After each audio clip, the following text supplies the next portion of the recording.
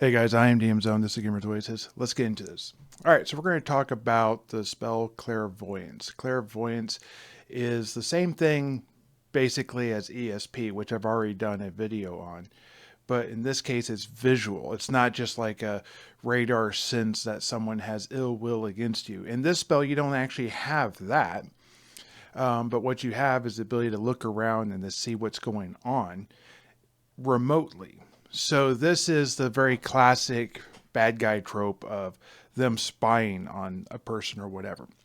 Now, that's not audio, that's clairaudience. And then there's ESP, which lets you know if that's a threat. So like a detect evil almost. But these spells can be run together, and then through this visual viewing, you're able to do that. So let's go ahead and talk real quickly about what ESP is, since this spell is based on that, and I assume has all the same ability to see distance and this type of stuff. So we'll get into distance, range, I should say, in a second. So ESP has 60 foot or 6 inches on the table, sand table. It lasts for 12 turns, basically 2 hours. So I've always envisioned this spell as remote seeing, viewing, shall we say, to have perspective that floats around the room and you're able to see things, what's going on. You're able to go through walls unless they're made of stone that's 2 foot thick or have a layer of lead, then you're not able to see through it or pass through it. It's not like astral projection, which is different, where you can maybe affect some part of the real world. This is like a lower level of that.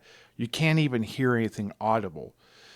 That requires a clairaudience, which is a little bit different. I also view it as the caster, when they cast a spell, basically falls limp like you would imagine in the movies, and they're unable to defend or even know if their own body is being manipulated in any way, whether that's with an axe or someone carrying them off. I kind of view it as everything is muted where you are and you're hyper focused on whatever that is. Like a seizure almost, but instead of it being something that scatters the brain, making you convulse, then it's more like, hyper focus on a thing. Now, there is a magic item called a crystal ball, and it is basically this for a magic item. And it says the viewer, aka the caster, cannot interact with anything or cast spells while they're using the object. However, if they have a spell like infravision on, then when they use the crystal ball, they're able to see with infravision. This will allow them to see in the dark.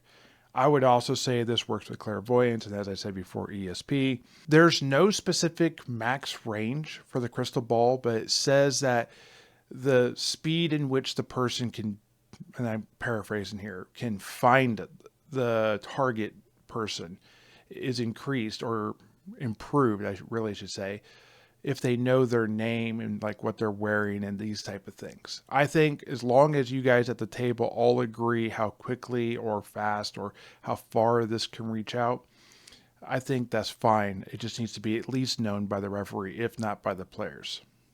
And I'm okay if it's 60 feet.